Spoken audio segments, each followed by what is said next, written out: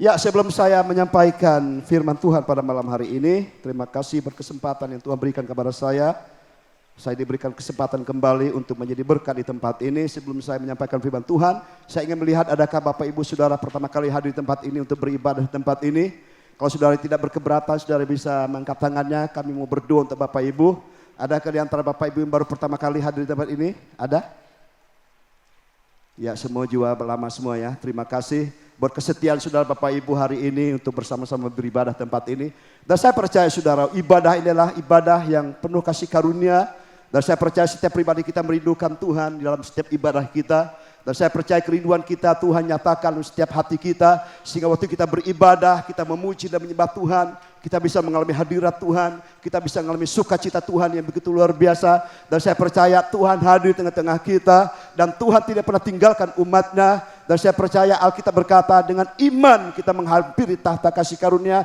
Kita dengan iman kita beroleh setiap berkat daripada Tuhan. Dan malam hari ini saya percaya Tuhan menyediakan kebenaran dalam setiap pribadi kita. Tapi satu hal yang saya ingatkan waktu penyembahan saudara, bahwa Tuhan itu sungguh-sungguh mengasihi kita. Tuhan itu sungguh-sungguh mencintai kita. Seperti lagu tadi saudara, itu saya dengar itu lagu lama saudara. Sering saya nyanyikan lagunya, cuma versinya agak beda. Saya mesti ingat lagu ini saudara, yang tadi lagu terakhir. Hanya Kau, itu sungguh luar biasa saudara lagu itu. Hanya Kau, hanya Yesus yang kita cintai. Hanya Yesus yang kita sembah. Hanya Yesus yang kita ingini dalam kehidupan kita. Saudara, saya percaya di kehidupan kita. Siapa sih yang kita ingin dalam kehidupan kita sehari-hari, hari-hari ini? Saya percaya pasti Tuhan yang ingin kita rindukan selalu. Dimanapun kita berada, kita inginkan Tuhan. Dan malam hari ini saudara, saya akan berbicara kepada setiap pribadi kita. Oleh karena kasih karunia Tuhan berikan kesempatan kepada saya untuk menyampaikan suara firman Tuhan pada malam hari ini. Dan tema kita pada hari ini saudara, kita masih berbicara tentang keluarga. Dan saya akan membacakan firman Tuhan di dalam Efesus 2 ayat 19 sampai 22. Kita buka bersama-sama firman Tuhan malam hari ini. Kita bersama-sama membaca firman Tuhan ini. Dan kita sama-sama bisa menggali firman Tuhan ini. Apa maksud Tuhan dari firman Tuhan malam hari ini. Coba bisa dibukakan dalam Efesus 2 ayat 19 sampai 22. Kita bisa baca sama-sama ya dengan suara yang lantang. Efesus 2 ayat 19 sampai ayat 22 dikatakan di sana. Kita baca 1, 2, 3. Demikianlah kamu bukan lagi orang asing dan pendatang, melainkan kawan sewarga dari orang-orang kudus dan anggota-anggota keluarga Allah. Lanjut. Ayat 20. Yang dibangun di atas dasar para rasul dan para nabi, dengan Kristus Yesus sebagai batu penjuru. Lanjut. Di dalam Dia tumbuh seluruh bangunan rapi tersusun menjadi bait Allah yang kudus di dalam Tuhan. Lanjut. Di dalam Dia kamu juga turut dibangunkan menjadi tempat kediaman Allah di dalam Roh. Nah saudara, saya bacakan kembali firman Tuhan. Ini dalam Efesus 2 19 ayat ke-20 dikatakan, demikianlah kamu bukan lagi orang asing dan pendatang. Kata kiri kanan saudara, kamu bukan orang asing dan kamu bukan orang pendatang. Amin. Siapa di sini orang asing? Masih ada orang asing di sini saudara? Saya percaya firman Tuhan berkata, Rasul Paulus berkata kepada jemaat Efesus, kamu bukan orang asing dan kamu bukan orang pendatang. Tetapi di sini dikatakan, melainkan kawan sewarga dari orang-orang kudus dan anggota-anggota keluarga Allah. Jadi saudara Bapak Ibu kita hari ini adalah warga kerajaan orang kudus dan apa? Anggota keluarga Allah. Katakan sampai kiri kamu keluarga ya. Siapa di sini keluarga? Mungkin kita tidak secara darah kita tidak berkeluarga. Tapi Alkitab katakan setiap orang yang dipanggil keluar dari kegelapan kepada terang yang ajaib. Alkitab katakan kamu sudah dipindahkan dari kerajaan maut kepada kerajaan anaknya. Siapa? Kita semua adalah anggota-anggota keluarga kerajaan Allah. Jadi saudara, setiap orang yang percaya kepada Yesus, Alkitab katakan kita semua adalah keluarga. Makanya saudara, berapa lalu Yusak pernah berkata bahwa ikatan darah itu tidak terlalu kuat. Tetapi ikatan perjanjian Tuhan itu lebih kuat. Tidak bisa dipisahkan oleh siapapun. Nah oleh karena saudara pada hari ini kalau kita dikatakan sebagai keluarga kerajaan Allah, artinya itu Tuhan yang berkata kepada kita, memang kita adalah keluarga. Maka hari ini saudara, apa kewajiban kita sebagai keluarga? Dan ayat 20 dikatakan, yang dibangun di dalam dasar para rasul dan para nabi dengan Kristus Yesus sebagai batu penjuru. Saudara, kita dibangun atas dasar apa? Para rasul-rasul, Alkitab katakan, para nabi-nabi yang menyampaikan suara firman Tuhan, dan Yesus Kristus sebagai apa? Batu penjuru, saudara Bapak Ibu. Nah alangkah dahsyatnya saudara Bapak Ibu hari ini, bahwa kita semua adalah orang-orang yang sudah dibebaskan oleh Tuhan. Kita adalah anggota keluarga kerajaan Allah, yang dikatakan Alkitab bahwa alam maut tidak akan menguasai engkau. Nah saudara, berbahagia Bapak Ibu hari ini kalau kita bisa percaya kepada Tuhan. Kalau hari ini kita sudah mengalami lahir baru kembali, Alkitab katakan bahwa kamu itu bukan orang asing, tetapi anggota keluarga Allah. Maka sudah banyak ada keluarga si A, keluarga si B, keluarga si C, maka anggota. Begitu juga gereja, jemaat A, jemaat B, jemaat Efesus, jemaat Philadelphia, jemaat apalagi sudah banyak saudara. Artinya apa? Kita semua di dalam satu bangunan, yaitu tubuh Kristus, Alkitab katakan. Nah ayat 21, di dalam Dia tumbuh seluruh bangunan, rapi tersusun menjadi bait Allah yang kudus di dalam Tuhan. Nah luar biasa saudara, di dalam Dia tumbuh seluruh bangunan. Artinya apa? Kita menyerap apa? Ada Alkitab katakan dalam Efesus, dalam 1 Petrus kata, kamu adalah batu-batu yang hidup yang disusun menjadi apa? Bangunan, yaitu bait Allah di dalam roh saudara. Nah ini yang saya mau sampaikan pada malam hari ini. Di dalam Dia kamu juga turut dibangunkan menjadi tempat kedimian Allah di dalam roh. Nah katakan sampai kiri kananmu, kamu adalah apa? Tempat kediaman Allah. Saudara bahagia enggak saudara? Kalau saudara, Alkitab katakan bahwa kamu dibangunkan menjadi tempat kediaman Allah. Nah kita adalah bagian keluarga kerajaan Allah. Orang-orang yang sudah dipanggil dari kegelapan daripada terang ajaib. Di Tuhan katakan apa? Dibangun menjadi tempat kediaman Tuhan. Nah saudara, Alkitab telah menjelaskan bahwa waktu kita pertama kali bertobat dan terima Yesus, maka Roh Kudus diberikan kepada setiap pribadi kita dan tinggal di dalam setiap pribadi kita. Maka dikatakan, Alkitab katakan bahwa kamu adalah bait Roh Kudus, di mana Roh Kudus diam di dalam setiap hati kita masing-masing. Nah Bapak Ibu Saudara, kalau saudara sedang berpikir dan saudara merenungkan, alangkah hebat dan dahsyatnya kita ini saudara. Kenapa? Hanya manusia yang dipenuhi dengan Roh Allah. Binatang nggak ada dikasih Roh Allah di situ saudara. Binatang nggak ada tempat bagi Tuhan tinggal di situ, tetapi manusia, Alkitab katakan, dengan rasa cemburu, Alkitab katakan bahwa Dia menempatkan rohnya di dalam setiap pribadi kita. Nah oleh karena sudah Bapak Ibu hari ini, tema yang akan saya sampaikan adalah membangun tempat kediaman Allah. Nah saudara, hari ini saya percaya kalau kita bangun rumah ini, contohnya kita membangun rumah kita, siapa yang tinggal di sana? Pasti kita yang membangunnya saudara. Kalau ada orang membangun rumah walet, yang tinggal di sana siapa? Burung walet. Allah orang membangun rumah apa? Rumah tempat ayam. Di situ ayamnya tinggalkan, betul? Nggak mungkin di situ ada anjing di situ. Pasti akan dimakan anjing ayam di situ, saudara Bapak Ibu. Nah begitu juga saudara Bapak Ibu hari ini. Tuhan ingin membangun rumah kediamannya di tengah-tengah kita pada hari sebagai keluarga kerajaan Allah. Kenapa? Tuhan mau setiap pribadi kita, orang-orang yang sudah dipanggil dari kegelapan, untuk membangun satu rumah, bangunan, Alkitab katakan itu apa? Tempat kediaman Allah. Seperti Salomo, saudara Bapak Ibu, Daud pengen apa? Membangun rumah, di mana dia membangun bait Allah supaya apa? Tuhan ada di sana. Tetapi di alam roh, Alkitab katakan dia sedang membangun jemaatnya, dia sedang membangun gerejanya sebagai apa? Tempat kediaman Tuhan. Nah oleh karena saudara Bapak Ibu, saya percaya kita pengen Tuhan berdiam di dalam setiap pribadi kita. Tetapi menjadi persoalan hari ini sudah Bapak Ibu. Ini kerinduan Tuhan, lihat Rasul Paulus. Di dalam Dia kamu juga turut. Berarti termasuk saya dan saudara. Turut apa? Dibangun menjadi tempat kediaman Allah. Ada lagu Andi saudara, bagus sekali. Berapa tahun lalu Andi pernah menciptakan lagu menjadi tempat kediaman Tuhan. Nah hari ini saudara, saya percaya Tuhan mau hari-hari kita ke depan ini. Tuhan mau setiap pribadi kita keluarga kita, rumah tangga kita, gereja, jemaat Tuhan menjadi apa? Bangunan di mana tempat Tuhan tinggal di sana. Ada yang bertanya gini, Pak, saya sudah percaya kepada Yesus. Pak, saya sudah bertobat. Saya sudah lama bertobat, saya sudah percaya kepada Yesus. Apakah Tuhan ada dalam diri saya? Ada sudah Bapak Ibu, ada orang yang bertanya seperti itu. Dia merasa kok Tuhan sudah tinggalkan dia, Tuhan sudah tidak lagi menyertai dia. Kenapa? Dia tidak merasakan apa yang pernah dia rasakan. Saya percaya saudara Bapak Ibu, waktu kalau pertama kali kita bertobat, kita pasti merasakan begitu luar biasa sensasinya dengan Tuhan. Saya adalah latar belakang gereja yang lama saudara Bapak Ibu. Saya ingat lagu tadi, lagu yang keberapa itu? Itu lagu sekolah minggu, itu lagu lama sekali Bapak Ibu. Lagu yang kayak apa?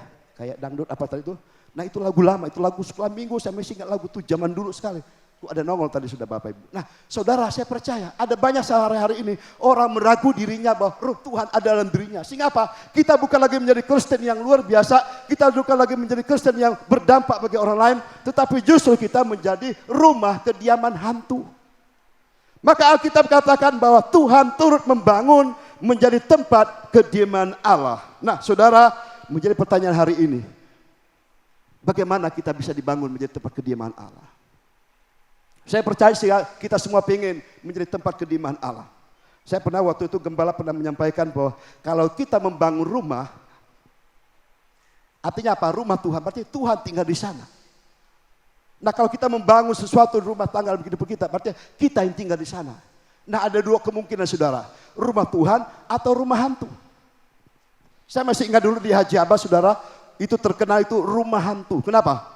Setiap orang yang tinggal di sana pasti malam-malamnya tidak akan pernah tinggal di situ. Pasti kadang tinggalnya di bawah lantai atas, tiba-tiba malamnya di bawah. Tiba-tiba di luar sudah Bapak Ibu. Maka di situ apa? Rumah hantu dan rumah angker sekali Bapak Ibu. Maka rumah itu tak laku. Maka siapa mau beli rumah sana 1 hari, 2 hari, seminggu, jauh. Tidak pernah berani belinya saudara. Makanya kita beli gereja sana saudara kena murah. Maka kita beli rumah hantu menjadi apa? Rumah Tuhan. Nah maka saudara kalau ada rumah hantu saudara beli. Kenapa? Kita anak Tuhan beli rumah hantu supaya apa? Menjadi tempat kediaman anak Tuhan di sana. Pasti murah saudara Bapak Ibu saudara. Kenapa? Orang dunia takut dengan hantu, tetapi kita nggak boleh takut sama hantu. Justru hantu yang takut dengan kita, saudara. Nah waktu kita pindah sana saudara pertama kali saudara, memang ada teman-teman dikerjain sudah Bapak Ibu. Saya masih ingat almarhum Edi saudara. Tiba-tiba kami masih ingat di atas, tiba-tiba dicolek di bawah. Dicolek, anak Tuhan dicolek sudah Bapak Ibu. Hebat setan itu, orang anak Tuhan bisa dicolek. Ada berapa lain mereka merasa waktu ke belakang merinding. Bahkan Pak Gembala juga merasa tiba-tiba kok merinding. Kenapa? Memang di situ angker sudah di belakang rumahnya ada apa? Ada pohon, namanya pohon apa? Pohon beringin, besar sekali Bapak Ibu. Wah itu angker memang. Itu saudara jangan coba-coba saudara. Dan memang di situ ada saudara. Tetapi waktu kita datang sana kita ambil semua saudara. Bahkan saya ambil inisiatif saudara Bapak Ibu di belakang itu ada namanya pohon apa tadi itu? Beringin besar saudara. Tidak ada yang berani potong. Rumah orang di samping itu semua ditimpa semua saudara sampai jenggot. Kata teman saya dulu itu jenggotnya nenek moyang mereka nggak boleh dipotong saudara. Kalau dipotong itu berbahaya. Akhirnya apa saudara waktu kami bangun di belakang saudara, saya naik ke atas saya potong semua. Dalam nama Tuhan Yesus nggak ada setan itu. Takut. Jadi apa saudara? Jangan takut. Rumah hantu menjadi rumah Tuhan. Nah satu malam saudara saya tidur di belakang. Waktu tidur saudara, biasa kalau memang kadang-kadang Alkitab katakan dalam Ayub. Ketika roh lewat, maka apa? Bulu kodoknya berdiri kan. Nah waktu saya masih tidur saudara. Tapi saya merasakan ada sesuatu. Tiba-tiba waktu saya bangun, dia tuh belum sempat lewat. Belum sempat, mungkin masih jauh, radiasinya masih jauh. Tapi tiba-tiba saya bangun, saya berbahasa roh. Dan saya merasakan sesuatu, tidak sempat menjamah saya saudara. Dan saya waktu itu saya langsung berdoa. Saya katakan dalam nama Tuhan Yesus setiap apapun kekuatan iblis dihancurkan. Nah saudara di sini saya mau katakan kepada kita. Bahwa Tuhan mau setiap pribadi kita menjadi rumah kediaman Tuhan. Haleluya. Nah ada berapa hal saudara bukti bahwa kita ada di tempat menjadi tempat kediaman Allah. Kita buka firman Tuhan di dalam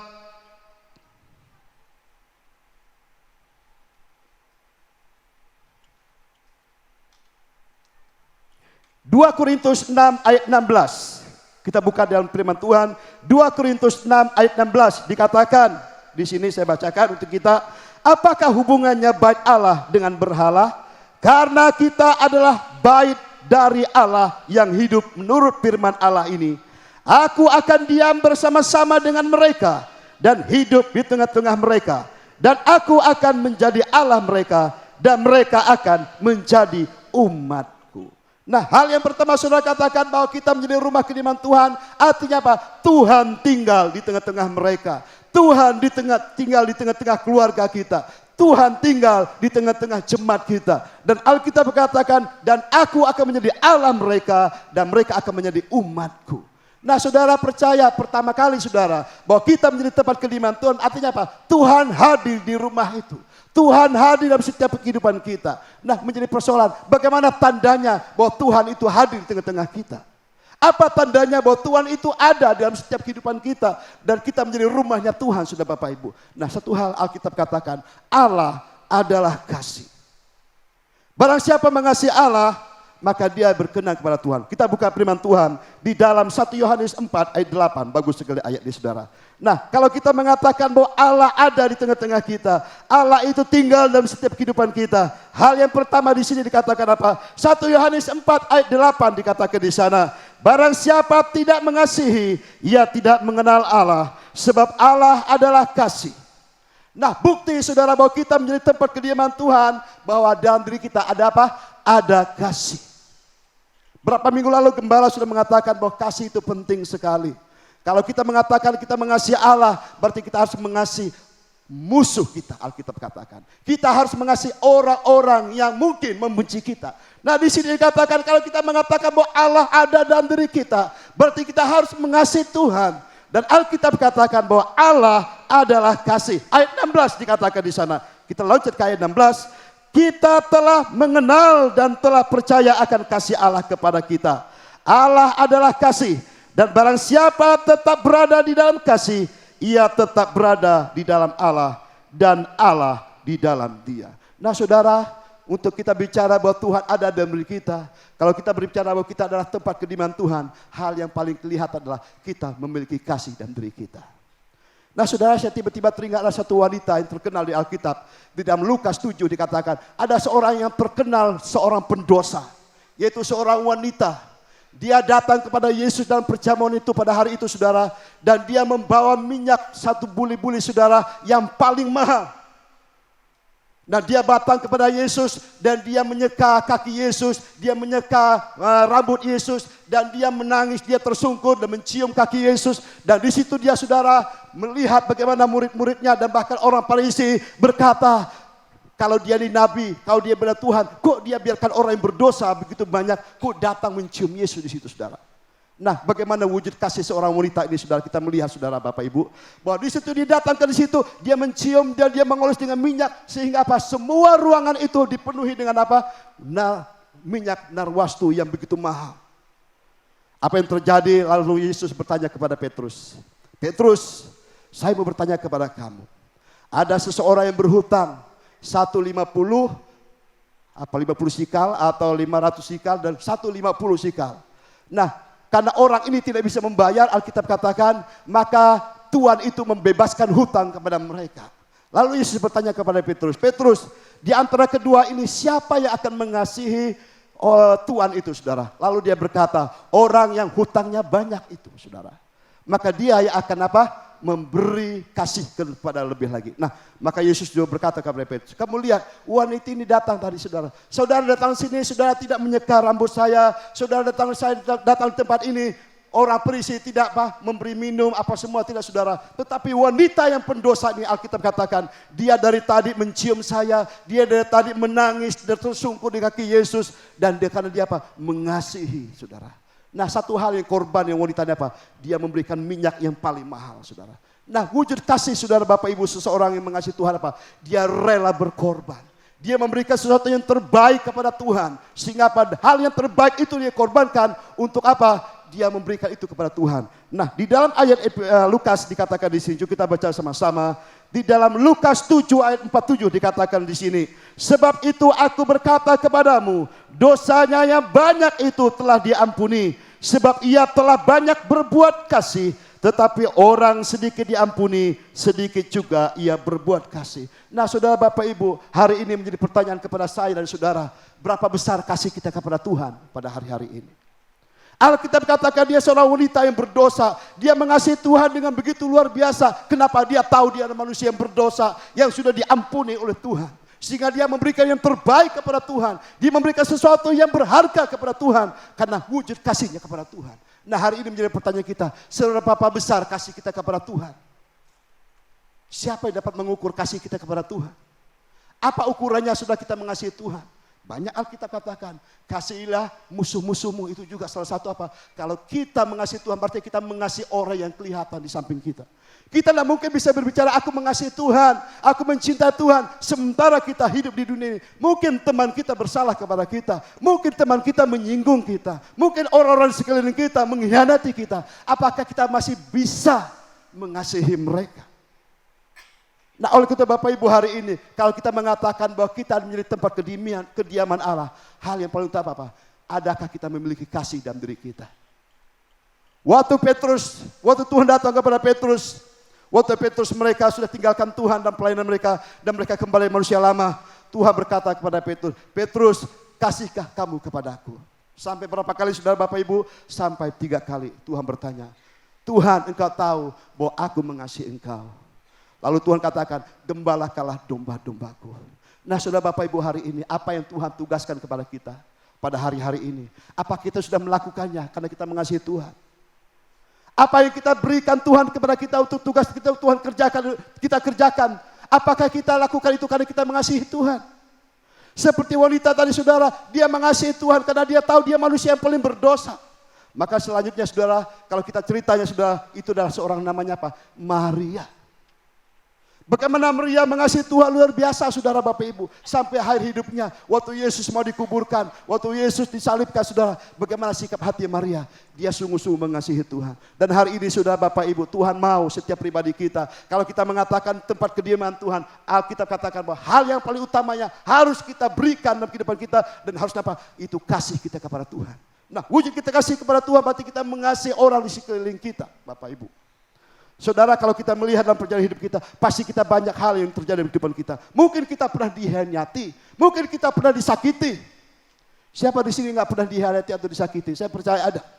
Pasti kita banyak mengalami hal saudara. Mungkin pimpinan kita, mungkin teman sekerja kita, mungkin orang di sekeliling kita, bahkan mungkin suami kita, mungkin istri kita, bahkan mungkin anak kita yang menyakiti kita. Apakah kita bisa mengasihi mereka?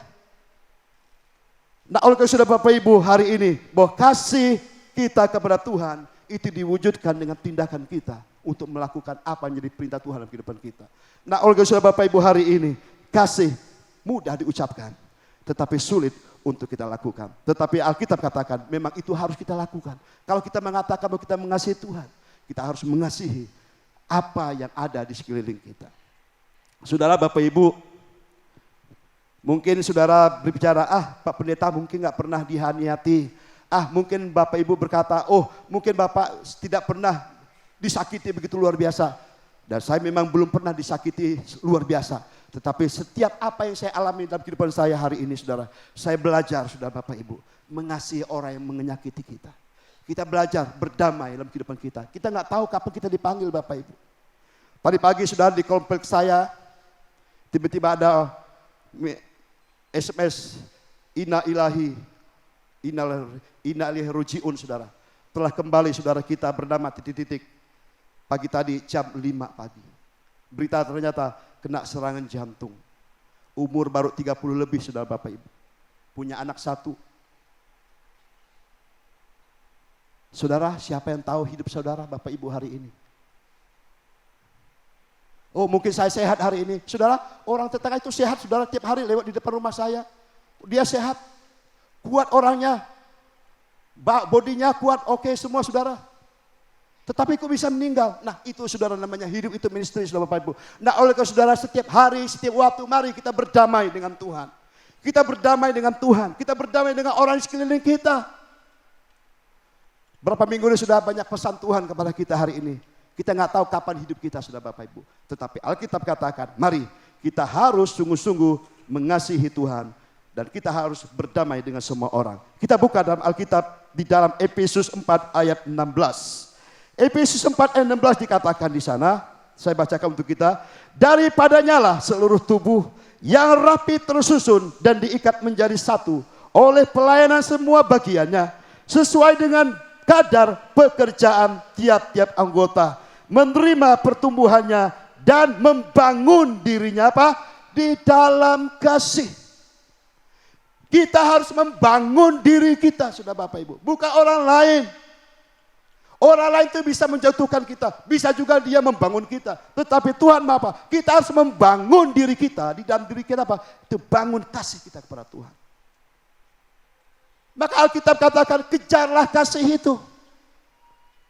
Saudara, kasih itu memang Alkitab katakan dalam Roma 5 ayat 5 dikatakan, pengharapan tidak mengecewakan. Sebab kasih Allah sudah dicurahkan kepadamu di dalam hatimu oleh apa? Roh Kudus. Maka saudara, pertama kali kita bertobat, Alkitab katakan kita menerima kasih Allah itu luar biasa. Siapa pertama kali sini saudara yang pernah mengalami lahir baru?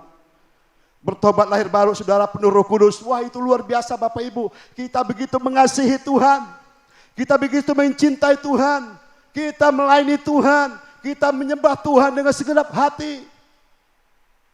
Saya masih ingat saudara, kita masih muda, pertama kali kita bertobat. Apapun kita lakukan saudara, bahkan pekerjaan pun kita tinggalkan untuk melayani Tuhan, sudah Bapak Ibu, saking radikalnya. Kenapa? Karena kasih Tuhan sudah dicurahkan dalam hati kita. Tetapi dalam perjalanan sudah Bapak Ibu, apa yang terjadi? Di dalam Alkitab katakan, 1 Korintus 14 ayat 1, saya bacakan untuk kita semua. 1 Korintus 14 ayat 1, kejarlah kasih itu dan usahakanlah dirimu memperoleh karunia-karunia roh, terutama karunia untuk bernubuat. Nah saudara, berarti kita ada usaha kan? Untuk kita menerima kasih itu sudah ada usaha dalam diri kita. Nggak bisa kita pasif saudara, kita harus berusaha datang kepada Tuhan, ini adalah sumber kasih itu. Kejarlah kasih itu, kejarlah keadilan itu, kejarlah, usahakanlah kesetiaan itu saudara. Itu nggak mudah saudara Bapak Ibu. Butuh apa? Pengorbanan saudara Bapak Ibu saudara. Nah dalam 1 Timotius di dalam 6 ayat 11 dikatakan, tetapi engkau hai manusia Allah, jauhilah semuanya itu. Kejarlah keadilan, kejarlah ibadah, kejarlah kesetiaan, kejarlah kasih, kejarlah kesabaran, dan kejarlah lemah lembutan. Hati saudara Bapak Ibu, untuk kita mengalami kasih Tuhan lebih lagi saudara, enggak kita hanya sekedar kita percaya, enggak hanya sekedar kita menyembah haleluya, tapi ada suatu usaha kita apa? Membangun diri kita di dalam kasih. Supaya apa saudara?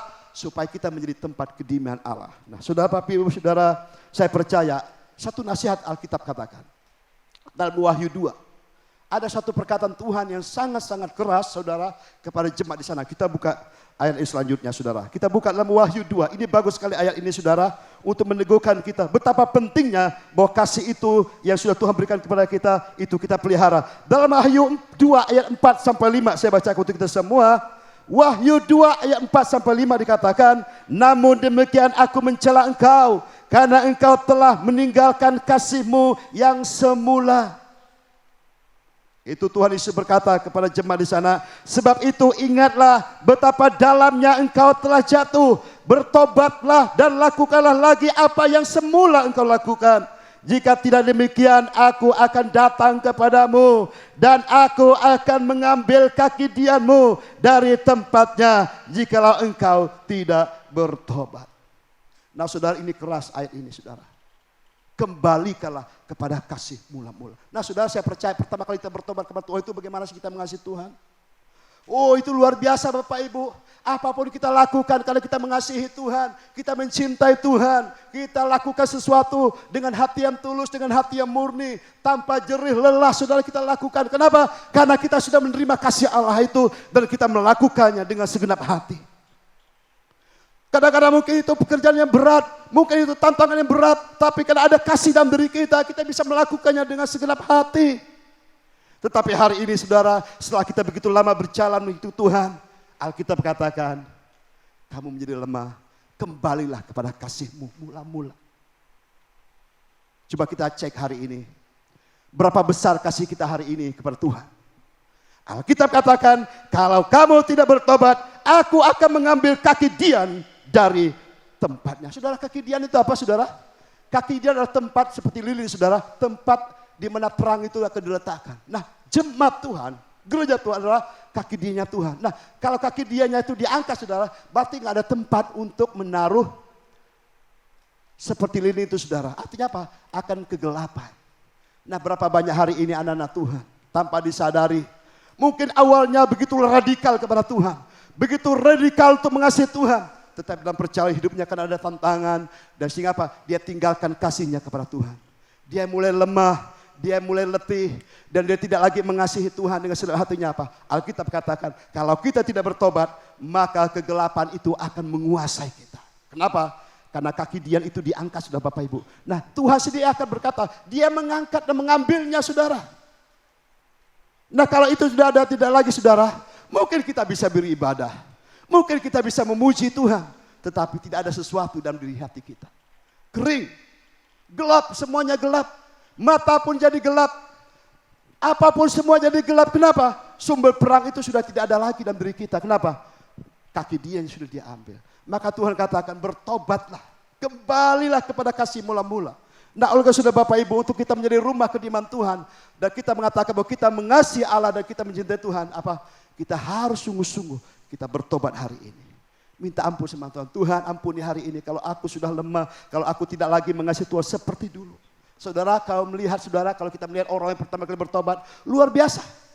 Oh, namanya doanya luar biasa. Nyembahnya luar biasa. Bersaksi juga luar biasa. Semua serba luar biasa. Memberi juga luar biasa. Kadang-kadang saudara. Saya masih ingat saudara waktu kita masih pertama kali bertobat. Ditantang suruh memberi saudara. Oh, kita beri walaupun kadang-kadang kita berhutang. Dulu saudara kita sebagai orang yang melayani Tuhan, saudara, janji iman. Beli kursi, saya mesti ingat dulu kita beli kursi, satu kursi berapa puluh ribu.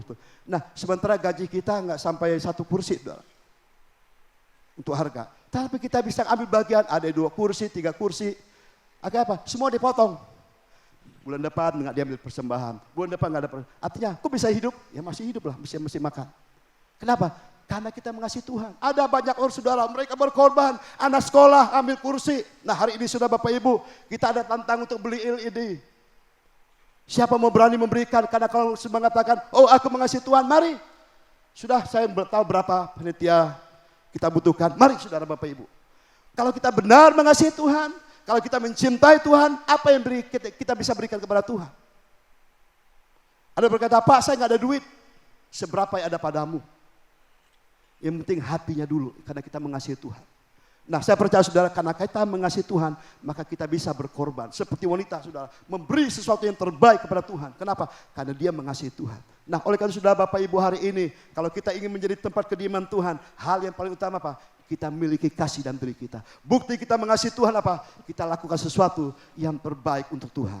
Amin saudara Bapak Ibu. Nah, hal yang kedua saudara, sebentar lagi, tidak lama lagi. Nah, hal yang kedua penting sekali saudara. Nah, kalau kita menjadi tempat kediaman Tuhan adalah hal yang kedua, kita buka firman Tuhan dalam Kisah Para Rasul.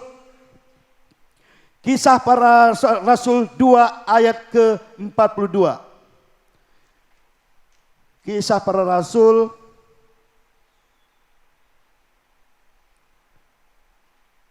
2 ayat 42.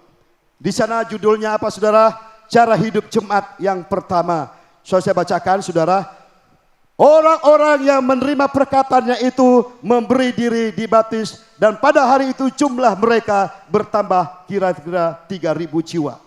Mereka bertekun dalam pengajar rasul-rasul dan dalam persekutuan. Dan mereka selalu berkumpul untuk memecahkan roti dan berdoa. Maka ketakutanlah mereka semua. Sedang rasul-rasul itu mengadakan banyak mujizat dan tanda-tanda. Dan semua orang yang telah menjadi percaya tetap bersatu. Dan segala kepunyaan mereka adalah kepunyaan bersama. Dan selalu ada dari mereka yang menjual harta miliknya. Lalu membagi-bagikannya kepada semua orang yang sesuai dengan keperluan masing-masing. Ayat 46.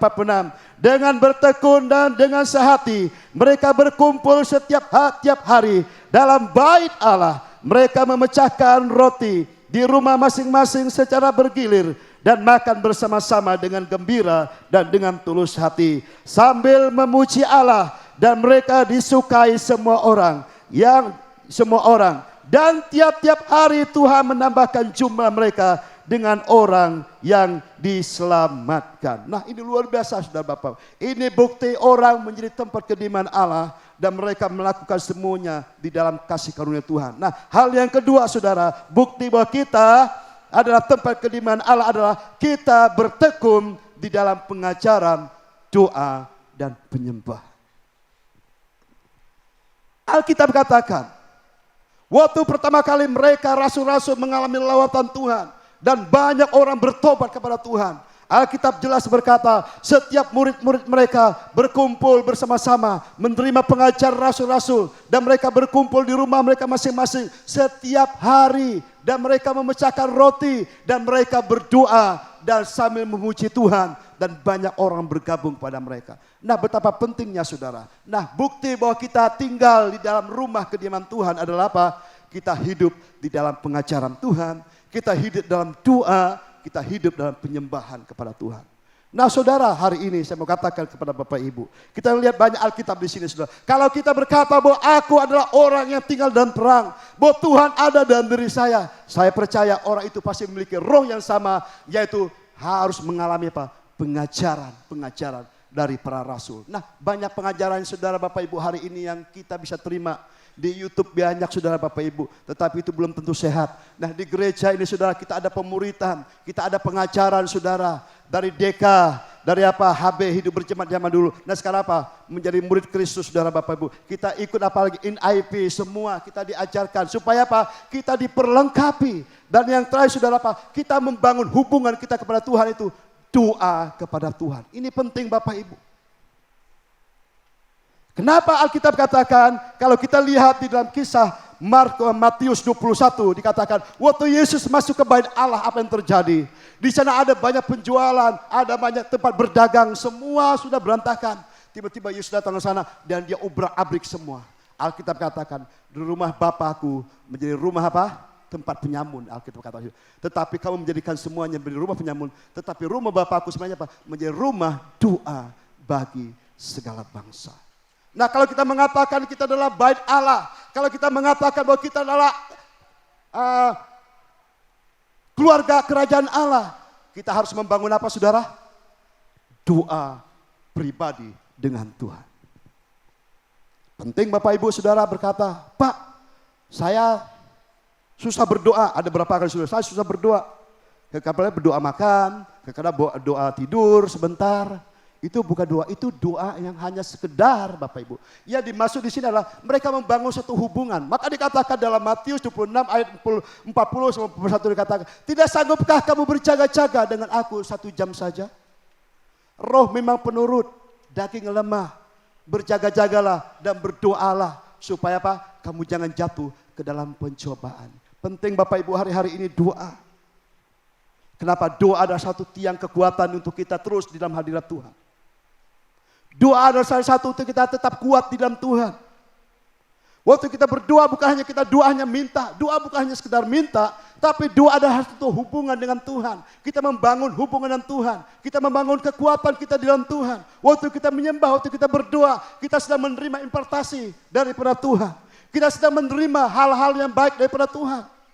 Tapi kalau kita kurang berdoa, maka banyak hal yang akan masuk dalam diri kita saudara. Hal-hal dunia mulai masuk dalam diri kita saudara. Apalagi hari-hari ini saudara, informasi begitu banyak. Hal-hal yang tidak menyenangkan, hal yang tidak baik itu begitu cepat masuk dalam kehidupan kita. Kalau kita tidak membangun kehidupan doa kita saudara Bapak Ibu, maka kita akan dikatakan Alkitab, kamu akan masuk ke dalam daging kita. Nah oleh saudara Bapak Ibu penting sekali Alkitab katakan, hal yang kedua dikatakan apa? Membangun pengajaran, doa, dan penyembahan. Maka dikatakan Alkitab di sana, sambil memuji Allah dan mereka disukakan semua orang dan tiap-tiap hari Tuhan menambahkan jumlah mereka dengan orang yang diselamatkan. Nah Bapak Ibu hari ini saya melihat tensi doa mengalami suatu goncangan Bapak Ibu. Kita ada doa pagi setiap Sabtu. Saya juga di sini tiap hari Selasa ada bersama teman-teman doa. Di komsel kita ada doa. Hari Jumat kita ada juga ada doa. Tapi sedikit peminatnya Bapak Ibu. Nah, oleh karena sudah Bapak Ibu, kalau kita ingin melihat bahwa hidup kita mengatakan bahwa kita ada tempat kediaman Tuhan, saudara, hal yang paling penting yang kita bangun apa? Kehidupan doa kita secara pribadi dengan Tuhan. Penting sekali Bapak Ibu. Itu salah satu hal yang menjadi dupa haru di depan Tuhan. Kenapa? Karena doa melakukan apa yang mustahil bagi manusia. Alkitab katakan tidak ada mustahil bagi orang yang percaya. Nah, bagaimana kita bisa mengeksekusinya? Nah, di dalam doa kita bisa, saudara. Nah, Bapak Ibu, kita di tempat ini, saudara, gereja dibangun dengan apa? Doa. Kita dulu, saudara, ada doa puasa, doa malam. Mungkin sekarang kita nggak lakukan lagi. Kenapa? Ya mungkin masa lalu tahu sekarang. Nah, ada yang berkata, Pak, sekarang nggak perlu doa lagi lah. Sekarang udah banyak hal yang modern. Udah progresif semua, nggak perlu lagi doa. Betul, Alkitab nubuat katakan. Di akhir zaman ada banyak orang tidak lagi menyukai hal-hal yang benar. Mereka akan menyukakan hal-hal yang menyukakan hati mereka. Namanya doa, saudara, nggak ada yang suka. Saudara suka doa? Bangun pagi-pagi, subuh-subuh saudara bisa mau doa pagi. Kan biasa bantalku lebih besar, gulingku lebih besar, saudara. Kadang-kadang kita mengorbankan waktu tidur kita. Tetap itu memang harus kita lakukan. Kenapa? Semasa kita hidup, semasa kita diberikan napas, kita bangun doa kita. Kenapa Alkitab katakan doa adalah napas hidup orang yang percaya. Nah, kalau kita berhenti berdoa, kita berhenti berhubungan dengan Tuhan, berarti kita sedang memutuskan hubungan kita dengan Tuhan. Nah, oleh sebab Bapak Ibu, hari ini saya encourage kepada kita semua Bapak Ibu, mari bangun kembali hidup doa kita. Mungkin Bapak, saya hanya doa bisa 15 menit, tidak masalah. Yang penting memulai dari hal yang kecil. Mulai dari apa yang ada bisa padamu. Yang penting apa? Mulai bangun hidup kita. Kenapa? Alkitab jelas kok, tidak sanggup kamu berjaga-jaga dengan aku. Roh memang penurut daging lemah, kita sedang berperang dengan daging kita Bapak Ibu. Oleh karena itu saudara, kalau kita mengatakan kita ada rumah kediaman Tuhan, di rumah Tuhan itu ada pujian kepada Tuhan. Ada penyembahan kepada Tuhan. Ada doa-doa kepada Tuhan. Sehingga apa? Di rumah itu ada mujizat. Nah, maka dikatakan Alkitab waktu Yesus masuk ke sana, saudara, waktu dia obrak-abrik semua, sehingga apa? Orang yang datang sakit disembuhkan, orang yang lumpuh berjalan. Dan hari ini, saudara, kalau kita mengatakan bahwa kita ada rumah Tuhan, maka di rumah itu ada mujizat terjadi. Kita lihat Alkitab, saudara, Rasul Paulus, mereka datang, mereka disembuhkan, mereka disenggani oleh semua orang. Kenapa? Karena mujizat terjadi di sana. Nah, berapa banyak hari ini, saudara? Apakah mujizat itu hanya masa lalu? Mujizat itu bukan hanya masa lalu, sekarang pun kita bisa mengalami mujizat. Tetapi kenapa orang tidak bisa mengalami? Nah, itu menjadi pertanyaan kita semua hari ini. Apakah kita masih intens kita dalam Tuhan? Apakah perang Tuhan itu masih dalam diri kita? Nah, saya percaya sudah Bapak Ibu, ada banyak orang membutuhkan Tuhan di sana. Di luar sana membutuhkan Tuhan. Dan itu membutuhkan anugerah dan kuasa Tuhan yang Tuhan berikan kepada kita. Nah, hal yang kedua, saudara, kita harus apa? Membangun kehidupan doa dan penyembahan. Yang ketiga, yang terakhir, saudara, Bapak Ibu, saudara, saya minta para pemusik bisa naik ke atas. Kita akan mengakhiri bersama-sama. Yang terakhir kita buka dalam Kisah Para Rasul, saudara, Bapak Ibu. Kisah Para Rasul 4 ayat yang ke-32. Kisah Para Rasul 4 ayat 32 sampai 33. Adapun kumpulan orang yang telah percaya itu, mereka sehati dan sejiwa, dan tidak seorang pun yang berkata bahwa sesuatu dari kepunyaannya adalah miliknya sendiri. Tetapi segala sesuatu adalah kepunyaan mereka bersama-sama. Ayat 33, dan dengan kuasa yang besar, rasul-rasul memberi kesaksian tentang kebangkitan Tuhan Yesus. Dan mereka semua hidup dalam kasih karunia yang melimpah-limpah. Kita lihat di sini, saudara. Dengan kuasa yang besar, rasul-rasul itu apa? Melakukan kesaksian, menyembuhkan orang sakit, membangkitkan orang mati, bahkan menyembuhkan semua orang. Sehingga dikatakan Alkitab, ada banyak orang akan bergabung kepada mereka. Nah, hal yang terakhir, saudara, kalau kita adalah tempat kediaman Tuhan, maka kita akan menjadi apa? Kesaksian. Hidup kita akan menjadi kesaksian, Bapak Ibu. Nah, di sini Alkitab katakan pada masa jemaat mula-mula, di mana Tuhan berperkara yang luar biasa kepada jemaat sana. Siapa? Ada banyak mujizat terjadi, ada banyak perbuatan-perbuatan ajaib terjadi, sehingga apa? Kesaksian itu akan membawa orang lebih lagi untuk mengalami Tuhan secara pribadi. Dan hari ini Bapak Ibu, apakah itu masih ada? Menjadi pertanyaan kita semua, apakah itu sudah hilang? Tidak, Tuhan tidak pernah hilang, tetapi kita sendiri yang tidak melakukannya, Bapak Ibu. Nah, Tuhan mau hari ini, kalau kita mengatakan bahwa kita ada tempat kediaman Tuhan, maka hidup kita akan menjadi kesaksian. Kehidupan kita akan menjadi saksi bagi orang lain. Mungkin ada orang sakit bisa kita doakan, kita bawa kepada Tuhan. Kita bisa doakan dan mereka bisa disembuhkan. Nah, berapa banyak hari ini orang membutuhkan Tuhan.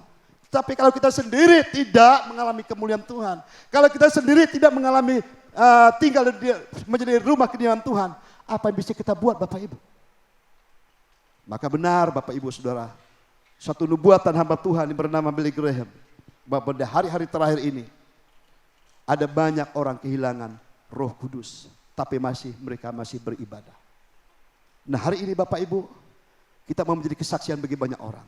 Bagaimana itu bisa terjadi? 3 hal ini penting sekali. Pertama, kalau kita mengatakan Allah ada di tengah-tengah kita, berarti Allah itu adalah kasih. Kasih kita akan semakin nyata Bapak Ibu. Hal yang kedua, kalau kita menjadi tempat kediaman Tuhan, kita akan membangun hubungan kita dengan doa kita. Bangkitkan doa kita lagi.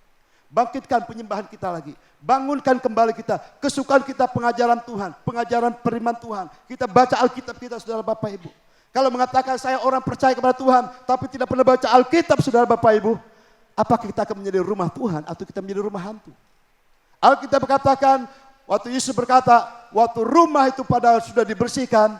Tapi tidak diisi. Maka dia melihat apa? Dia akan membuat temannya 7 kali lipat lagi lebih jahat saudara Bapak Ibu. Nah, kalau kita nggak diisi firman Tuhan dalam kehidupan kita, maka kita akan menjadi orang yang apa? Yang gersang.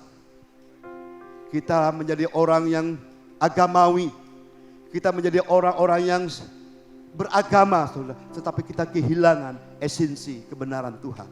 Nah, oleh karena Bapak Ibu hari ini, Tuhan mau kita menjadi apa? Tempat kediaman Tuhan. Ketiga hal ini penting sekali. Pertama, memiliki kasih Tuhan dalam kehidupan kita. Kedua, bangun penyembahan, doa, dan pengajaran di kehidupan kita. Yang ketiga, biarlah kita menjadi kesaksian. Maka saya percaya saudara, maka kita akan menjadi rumah tempat kediaman Tuhan. Sehingga ada banyak orang datang. Alkitab katakan, segala bangsa akan datang untuk menyembah Tuhan. Dan Tuhan akan melihat perbuatan yang akan dinyatakan. Saya masih ingat saudara, firman Tuhan pernah datang kepada kita di tempat ini. Bahwa kecapi dan kabus ada dalam perayaan mereka. Tetapi perbuatan Tuhan tidak dilihat. Nah, ini menjadi doa saya hari-hari ini. Tuhan, apakah masih ada mujizat di tengah-tengah kami? Tuhan, kalau kami sudah kehilangan fokus kami kepada Tuhan, ampuni kami Tuhan. Kami mau lagi sebagian firman Tuhan berkata, Tuhan, karena kuasa bola kami bersuka cita. Firman Tuhan itu luar biasa. Itu menjadi doa saya hari-hari ini. Tuhan, karena kuasa Tuhan kami bersuka cita hari ini. Tuhan, karena kuasa-Mu lah kami melihat orang-orang boleh datang kepada Tuhan. Bukan karena kemampuan, bukan karena usaha kami, bukan semua musik, bukan semua pengajar di tempat ini. Tetapi karena kuasa Tuhan. Itu Mazmur 21 Bapak Ibu. Dan itulah rumah Tuhan. Tempat kediaman Tuhan. Sehingga ada banyak orang datang melihat perbuatan Tuhan. Para saudara kita pakai berdiri bersama-sama. Kita akan nyanyikan suatu nyanyian yang dituliskan saudara kita Andi Gunawan. Menjadi tempat kediaman Tuhan.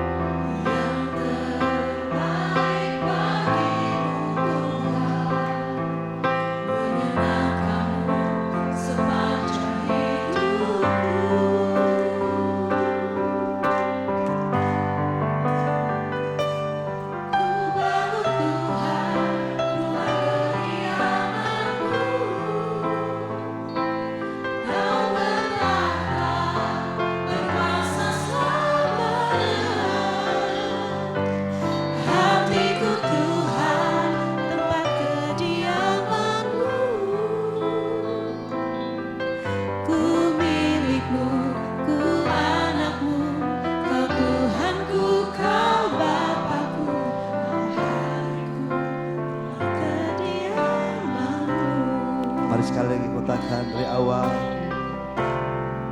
Haleluya. Tempat pemulihan, tempat kesembuhan, tempat kemuliaan, kediaman yang mulia, kediaman sejahtera, kediaman sukacita.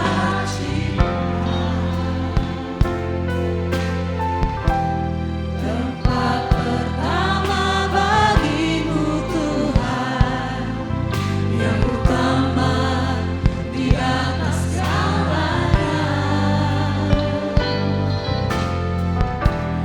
yang terbaik bagimu Tuhan, menyenangkanmu sepanjang hidupku.